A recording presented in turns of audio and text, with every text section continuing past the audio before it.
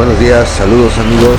Me encuentro aquí con el maestro en Derecho Penal, Juan Carlos Marroquín Martínez, y el licenciado Alberto Torralba Cruz, quienes estarán hablando hoy los principios en el procedimiento del Código Nacional de Procedimientos Penales. Cada semana estaremos abordando diferentes temas de derecho penal. En esta ocasión hablaremos el que ya se les comentó, los principios en el procedimiento del Código Nacional. Y pues bueno, para todas las personas que nos escuchan, los que van a ver este video en diversas partes de la República Mexicana, no solamente en el estado de Morelos, nos podemos preguntar, pero bueno, ¿quién nos va a compartir el día de hoy y en las próximas cápsulas, entrevistas, conferencias, no breve, todo lo que estamos planeando y lo que se les va a ir enunciando posteriormente? ¿Quién? Pues bueno, va a ser el maestro Juan Carlos Marroquín Martínez, quien cuenta con diversas maestrías, para solamente a nombre de resaltar lo más breve, cuenta con una maestría en Derecho Procesal Penal, una maestría en Juicios Orales y Técnicas de Litigación, cuenta con especialidad en menores infractores, asimismo tiene diversos diplomados como Derecho Procesal Penal, Técnicas de Litigación Penal, es conferencista, es docente también a nivel maestría en diversas universidades. Y pues bueno, lo que también podemos resaltar es su última pasantía internacional, que no tiene más que un par de días, semanas, donde acudió a una pasantía internacional en técnicas de interrogatorio y contrainterrogatorio en Medellín, Colombia. Y pues bueno, maestro Juan Carlos Marroquín, quisiera que nos empezara a hablar el día de hoy con estos principios que podemos decir que muchas veces los desconocemos, los propios litigantes, los estudiantes, muchas veces no se les pone la prioridad que se le debe de poner, pero por eso es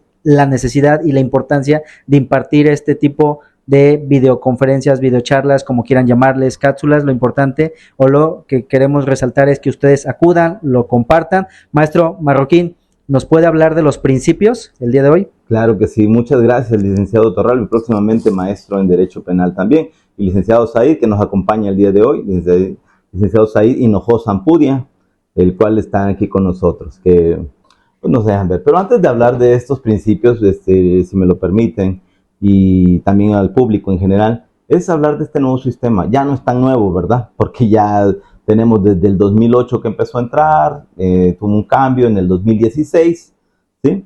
Y a la fecha ya vamos a hacer 10 años, el próximo año ya haríamos los 10 años con este nuevo sistema. Bueno, este sistema lo que basa su punto principal es la acusación, ¿verdad? Y también que la contradicción que podemos tener con ello. Por eso es de ahí los principios. En el artículo 20 constitucional nos habla de estos principios, que son contradicción, concentración, continuidad, inmediación, ¿sí? Y publicidad. Y es importante tomarlos en cuenta. ¿Por qué? Porque muchos consideran que pues, algunos no deberían de ser principios, pero pues así están catalogados en la Constitución y se deberían llevar tal como se lleva a cabo, ¿no? Como lo menciona la ley. Ahora bien, en nuestro Código Nacional de Procedimientos Penales nos habla de los principios del procedimiento. Esto en su artículo 4, ¿sí? Nos habla de estos principios que acabo de hacer mención. Y entraremos primero con un principio muy importante, el cual es la publicidad. Esto quiere decir que anterior al sistema, antes de este sistema, pues no se podía entrar a las audiencias, solo las personas, las partes, como son la víctima, el asesor jurídico, el Ministerio Público, la defensa y el investigado, pues estaban en esas audiencias. Pero ahora la publicidad permite que todos tengamos conocimiento de lo que está pasando. Ya se dé más claridad, que veamos por nuestros propios ojos qué es lo que está diciendo el juez, qué es lo que está diciendo la defensa y la gente del Ministerio Público, todo lo que se ventila. Pero como todo, siempre habrá excepciones. La publicidad nos permite conocer de qué está tratando el tema, ¿sí? Que los familiares del imputado o acusado o ya sentenciado, ¿no?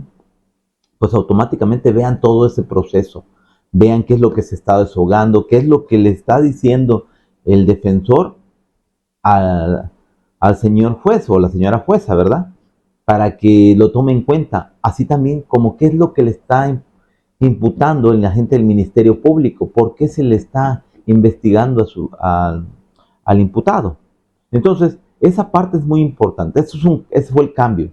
Ya todos han hablado de estos principios, pero como estamos iniciando en esta nueva incursión, pues hacemos mención para que todos vayan teniendo así su colección de estos videos y vayan aprendiendo con nosotros. Bueno, pero también hay sus excepciones. ¿Cuáles serían una de esas? Bueno, una, cuando es un menor de edad el que va a declarar, cuando es una víctima de secuestro, ¿sí?, de extorsión, por ejemplo. Ahora bien, el Código Nacional de Procedimientos Penales nos habla de que también los periodistas pueden entrar, pueden ya pasar esa información, ¿qué?, al público. Eso es algo nuevo que no se veía antes, ¿no? Ahora bien, pero también esa información tiene que estar bien controlada, en ese sentido de que no dar mala información al público. Pero ese es el principio de publicidad. Ahora bien, hablamos de un principio también muy importante, que antes no se veía, el principio de inmediación, que es diferente a la inmediatez, que muchos confunden, ¿verdad? Pero la inmediación es que antes el juez cuando resolvía no se encontraba presente, se encontraba presente el secretario de acuerdos, el defensor o el Ministerio Público venía llegando, etc. Ahora no. En este principio de mediación tienen que estar todas las partes. El juez no puede delegar en nadie sus resoluciones o la información que va a recibir. El asesor jurídico, el defensor, el imputado, el agente del Ministerio Público y la víctima. Ellos ya tienen que estar presentes. Pero también hay excepciones. Un ejemplo, hay cuestiones como en las salidas alternas, que si el asesor jurídico, a pesar de estar notificado y la víctima no están presentes, pues la suspensión condicional del proceso se tendría que llevar a cabo. Entonces, es como este ejemplo, el de las excepciones que hay. Pero este principio, su punto medular, es que todas las partes estén presentes. ¿Sí? ¿Cuáles son las partes? El juez, agente del Ministerio Público, la víctima. Del lado de defensa, el defensor, ya sea público o privado, ya sea el imputado, dependiendo en la etapa, porque el Código Nacional nos habla de que la persona investigada va a tener ciertos nombres en ciertas etapas. La primera etapa, antes de que se le formule la imputación, pues nos habla de indiciado, como la Constitución nos dice que se debe llamar indiciado. Ahora bien, otros decimos que es investigado antes de que se le formule la imputación. Una vez que ya se le formuló la imputación, ya se vinculó a proceso, estamos hablando de un imputado. Pero en la etapa intermedia estaremos hablando de que ya hay una acusación, entonces habrá un acusado, ¿sí? Y el término que tendría ya cuando sea pues ya haya una sentencia, sería que sentenciado. Y ya dentro, privado de su libertad, se le llamará PPL. ¿Qué es PPL? Persona privada de la libertad, ¿sí? Entonces, por eso son esas partes, regresando al tema de la inmediación, son esas partes que tienen que estar. Como hice mención, también hay sus excepciones. Las excepciones que tal vez no puedan estar siempre será en relación a la víctima, que al inicio no puede estar, si no quiere, y el asesor jurídico. Muy bien. Ahora bien, este punto me lleva al siguiente, que es la inmediación. Que ya hablamos de la inmediación, viene el de concentración. Concentración es de que todas las audiencias se tendrían que llevar en un mismo momento o en días secuenciales. Ahora bien, ¿qué quiere decir esto? Esto viene muy pegado a la continuidad. La concentración es de que, un ejemplo, como en Ciudad de México le llaman la audiencia combo, que habla del control, la formulación y la vinculación a proceso. O sea, que todas esas audiencias tendrían que llevar en un mismo momento, ¿sí? O con días secuenciales, ¿verdad? Ahora bien, y la continuidad de que las audiencias tienen que ser continuas, no pueden pararse, salvo sus excepciones. También, estos dos principios, tanto la continuidad como la concentración, vienen siendo similares, ¿verdad? Son pequeñas diferencias. Porque la concentración es de que se haga en todo en una misma audiencia. Y la continuidad de que las audiencias tienen que ser continuas, no puede diferirse, ¿verdad? A menos que haya interpuesto un recurso el imputado. Entonces se suspenderá y hasta que se resuelva ese recurso, como podría ser el de apelación, se continuará con las audiencias. Pero esas son las excepciones que limitarían a la continuidad. En este punto tenemos también el principio de contradicción. Este principio ha sido muy importante porque ahora tenemos la oportunidad de ¿qué? De igualdad de armas, ¿sale? De contradecir lo que está diciendo la contraparte, ¿no? Pero no solo eso, sino también defendernos, poder ofrecer medios de prueba, datos de prueba o pruebas en su momento. ¿Por qué hago esa mención? Bueno, hago un pequeño paréntesis. También en el Código Nacional habla de esos puntos, datos de investigación, antecedentes de investigación, datos de prueba, medios de prueba y prueba. Los antecedentes de investigación son los que recaban en su momento la gente del Ministerio Público, claro, a través de sus órganos, como son quienes, el Policía de Investigación Criminal, los peritos que llegan al lugar de las agarran un indicio y ese indicio pues automáticamente pues les servirá más adelante, ¿no? Ahora bien, eso que está todavía en esa parte de investigación se llaman los datos de investigación. Ahora bien, cuando ya forma su carpeta de investigación el agente del Ministerio Público y va ante el juez de control, esos datos son los datos de prueba. Pero maestro, ¿qué es el dato? Se preguntarán, ¿no? Es la información que está contenida en las actas de entrevista, en las declaraciones, en los peritajes. Son las hojas, es la información, el dato de prueba. Ahora bien, el 314 y 316 del Código Nacional de Procedimientos Penales nos habla de medios de prueba. Si en la vinculación la defensa solo es la que puede ofrecer esos medios de prueba o datos de prueba, puede ofrecer, fíjense bien, a un testigo o un perito en el cual a través de él va a desahogarse ¿qué? La información que realizó. En el caso del perito va a hacer un dictamen, pero el dictamen no podría entrar. Tendría que hacer a través de ¿qué? De este perito que va a desahogar lo que él realizó y hablar por lo que puso en su dictamen. El testigo pues va a narrar lo que hizo en su entrevista.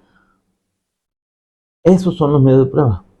Y hasta juicio oral estaremos hablando ¿qué? De pruebas, cuando ya sean desahogadas y el tribunal las considere como pruebas. Por eso es esta mención. Ahora bien, tenemos la oportunidad de contradecir con este principio, tanto interrogatorio como contrainterrogatorio, reinterrogatorio contra recontrainterrogatorio. Entonces, esos puntos nos hacen que tengamos igualdad de armas, de ofrecer medios de prueba, datos de prueba, ¿sí? Para poder contradecir lo que está diciendo la contraparte. Porque no solo me refiero de la defensa que esté contradiciendo lo que dice la gente del Ministerio Público, sino también el asesor jurídico podría ofrecer medios de prueba para sustentar su reparación del daño, así como también peritos. También coadyuva con el agente del Ministerio Público, pero también ofrece ¿qué? Medios de prueba. Entonces las partes pueden hacerlo. Su argumentación, objetar esas argumentaciones, contradecirlas, poner sus propias argumentaciones, ¿sí? Este sistema, como bien lo dice en los principios del procedimiento, tiene que ser de manera oral. Muchos consideran que la oralidad es principio, pero no, es una base de este nuevo sistema, ¿no? Del sistema acusatorio adversarial, ¿sí? Entonces, esto que estamos viendo es importante, la primera base que tenemos que saber, ¿sí? Para poder ¿qué? Empezar ya en cómo se integra una carpeta, cómo se pide la judicialización, o sea, lo que es para la petición que hace el agente del Ministerio Público ante el juez de primera instancia, que es el juez de control, para poder llevar a cabo ¿qué? Una formulación. O cómo es que el agente del Ministerio Público solicita una orden de aprehensión, ¿sí? Esto que también tiene sus características. Todo eso lo vamos a ir aprendiendo en esas cápsulas que estamos haciendo. Tratamos de que no sea muy tediosa, que sea digerible para ustedes y también escuchamos sus sugerencias, sus preguntas, qué quisieran que habláramos. También los invito a que conozcan mi página Hablemos de Juicio Oral, donde se suben manuales, libros en PDF, donde ustedes también pueden estarse capacitando. Jurisprudencia por parte de la Suprema Corte de Justicia de la Nación, tratados internacionales, ¿sí? Y pues estamos a disposición. ¿Alguna pregunta, licenciado doctor Alba? Sí, maestro. A mí bueno, más que una pregunta, el hecho de la importancia de estos principios, ¿no? Por ejemplo, ¿qué pasa si alguna de las partes, algún abogado, sea el asesor jurídico, sea la propia defensa, no toma en consideración estos principios? ¿Nos puede afectar en el procedimiento? Como dije, hay sus excepciones, pero sí, ejemplo, si el agente del Ministerio Público no se presenta en la formulación, y no tiene causa justificada, se tendría por no interpuesta esa formulación. ¿Te das cuenta? Violaría, para no violar los derechos de la persona imputada, pues se tendría que no tener por interpuesta la formulación. Ahora bien, el asesor jurídico pues puede no asistir, pero el que está velando los derechos, no solo de la víctima, sino de los derechos de todos, es el agente del Ministerio Público, que muchos consideran que solo está para apoyar. No, el agente del Ministerio Público tiene que ser un ente neutral, que si ve que si hay elementos, poder hacer una formulación y una acusación, pero si no hay, también poder pedir un sobreseimiento sobre ese punto. Ahí es donde podríamos hablar o estar diciendo, ¿no? De la importancia también de este principio de contradicción, ¿no? Así. ¿Por qué? Porque si, un ejemplo, el Ministerio Público quiere formular imputación, es el momento de la defensa de contradecir esos argumentos, porque si él no dice nada, pues prácticamente le afectaría a su representado, ¿no? ¿Sí es así? Así es. ¿Por qué? Porque automáticamente pues no tendría una defensa adecuada. Ahora bien, veamos, es que es muy, muy extenso todo este punto. Escuchaba hace tiempo de un maestro, Herbert Benavente Torres, creo, de que nos decía que en una audiencia de juicio oral, el abogado defensor no objetaba las preguntas que hacía la gente del Ministerio Público, porque la estaba haciendo de manera sugestiva en un interrogatorio, ¿verdad? Y esas están prohibidas para el interrogatorio. Pero al final, y el tribunal se preguntaba, bueno, ¿qué está pasando con eso? Pero al final, en su alegato de clausura, pues dijo, ¿saben qué, señores? Solicitamos no se tomen en cuenta el cuestionamiento, la información que se obtuvo por parte de la gente del Ministerio Público, ya que lo hizo contrario a los principios que rigen el procedimiento. Como es que no permitir preguntas sugestivas en los interrogatorios, ¿vale? Y pues automáticamente no se tendría que dar valor porque no estaba violando ese principio, ¿sí? Pero no contradijo, pero sí argumentó al final, porque si tampoco argumentas al final que no debe ser tomado en cuenta, al juzgador se le puede pasar, ¿sí? ¿Hay preguntas del público? Pues no. Okay. No. Esperamos entonces que estemos continuamente con estas capacitaciones, esperamos sus sugerencias. Es un gusto estar nuevamente con ustedes, la verdad. Es padre poder transmitir los conocimientos que se quieren, sean pocos o muchos. Estamos acá. Y recuerden, hablemos de juicio oral. Pueden buscarnos en nuestra página de Hablemos de Juicio Oral y nuestro grupo de Facebook, Hablemos de Juicio Oral. ¿Va? Y próximamente haremos TikTok con el licenciado Torralba y el licenciado Said. Gracias a todos, un gusto. Estamos con ustedes. Nos vemos la próxima semana, recuerden.